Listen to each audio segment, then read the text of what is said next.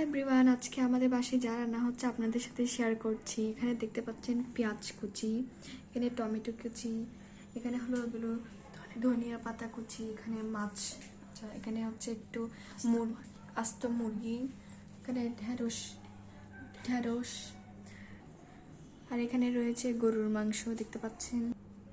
এটি হলো আদা বাটা, এটা আমার আম্মুর সিক্রেট রেসিপি মশলা, এবং এখানে কিছু মশলা রয়েছে।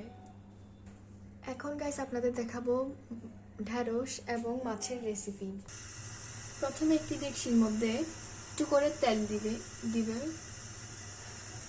তারপর পেঁয়াজ কুচিগুলা দিয়ে দিব, তারপর হাফ চামচ লবণ দিয়ে দিব। পেঁয়াজ একটু নরম হওয়ার জন্য এগুলোকে ভালোভাবে মিশ্রণ করতে হবে, পেঁয়াজকে একটু ভালোভাবে নরম করতে হবে।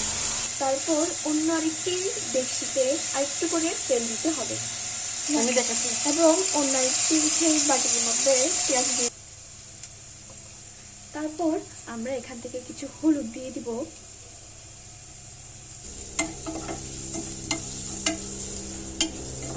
ভালো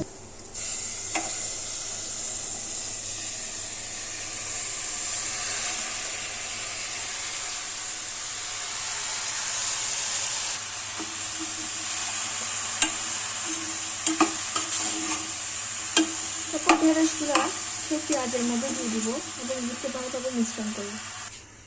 তারপর সেই পেঁয়াজের মধ্যে টমেটোগুলোকে দিয়ে দিতে হবে।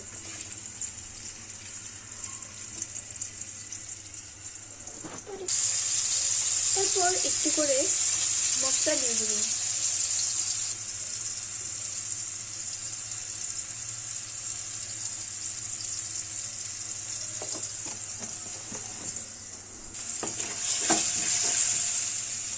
তারপর এখানে পানি দিয়ে একটু করে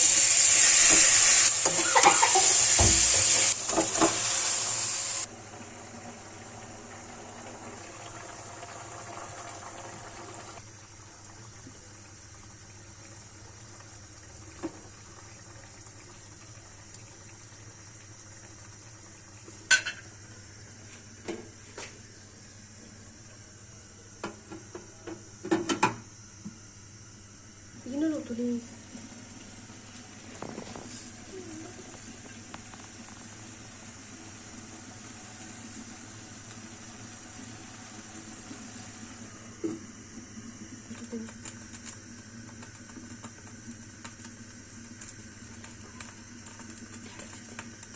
এগুলো ঢেঁড়সে দিবে।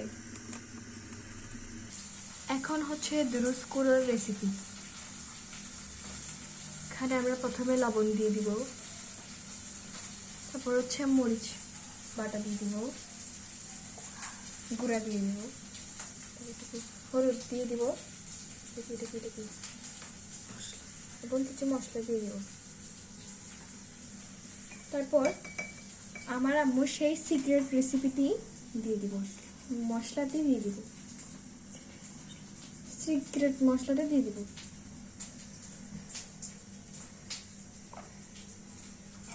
সবকিছু দেওয়ার পর একটু করে টমেটো দিয়ে দিব, তারপর মরিচ দিয়ে দিব এবং পেঁয়াজ দিয়ে দিব।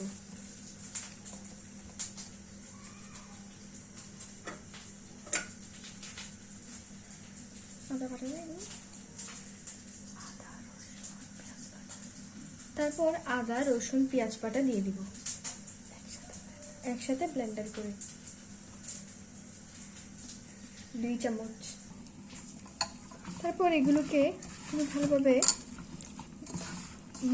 মিশাতে হবে।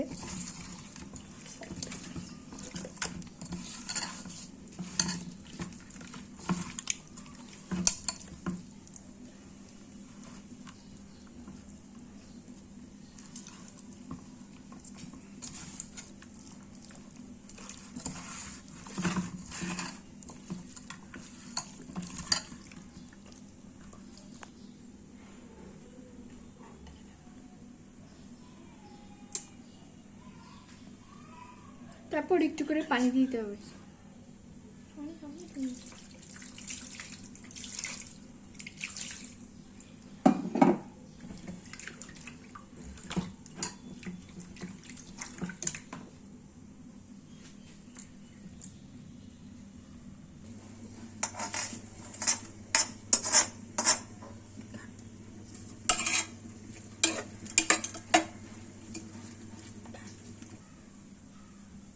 তারপর একটু করে সরিষার তেল দিয়ে দিতে হবে। এটার ফাইনাল লুক কিছুটা এরকম হবে এবং এটার ফাইনাল লুকও কিছুটা এরকম হবে।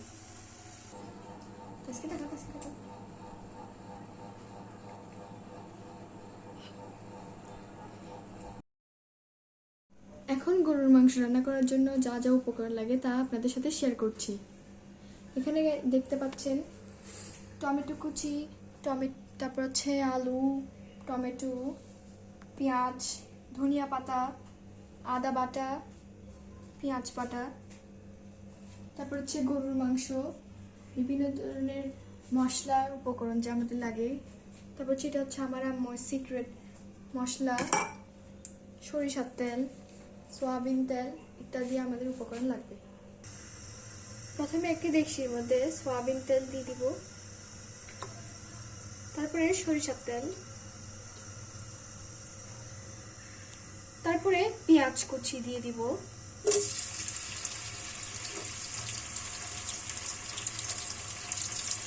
তাড়াতাড়ি সামান্য লবণ যাতে পেঁয়াজগুলো তাড়াতাড়ি যাতে পেঁয়াজগুলো তাড়াতাড়ি নরম হয়ে যায়। তারপর এখন দিয়ে দিব পেঁয়াজ বাটা এবং আদা বাটা, আদা রসুন বাটা, এই চামচে 3 চামচ আদা রসুন বাটা।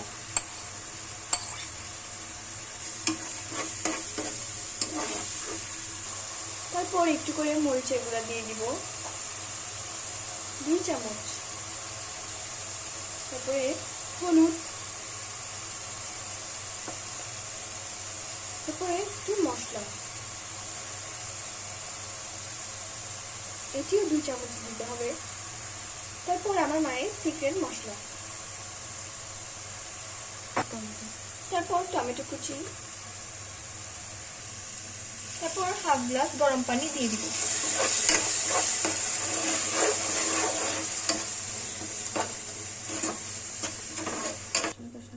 মশলা কষানো হয়ে গিয়েছে, এখন মাংস দেওয়ার পালা।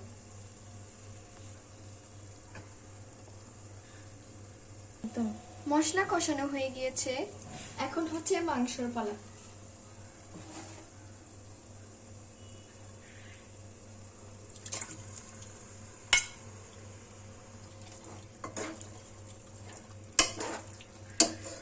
এরকম মিডিয়াম রয়েছে এখন চুলার আগুন, আধা ঘন্টার জন্য রাখতে হবে।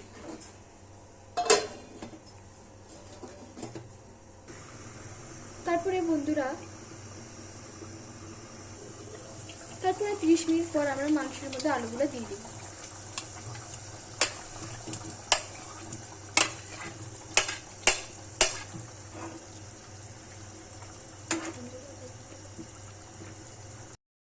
প্রায় 40 মিনিট পর আমি ধনিয়া পাতা দিয়ে দিচ্ছি।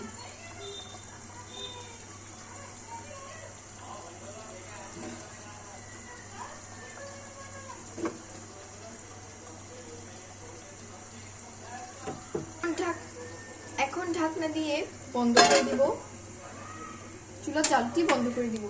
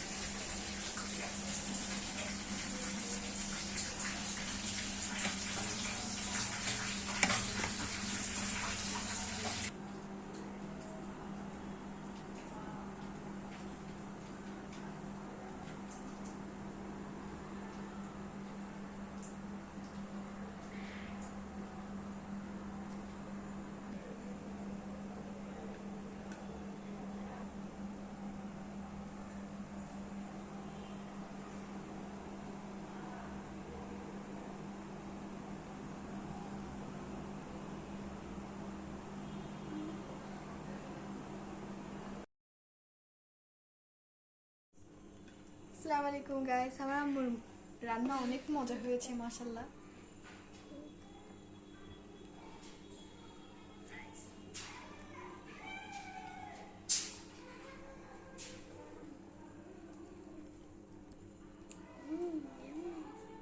অনেক মজা হয়েছে।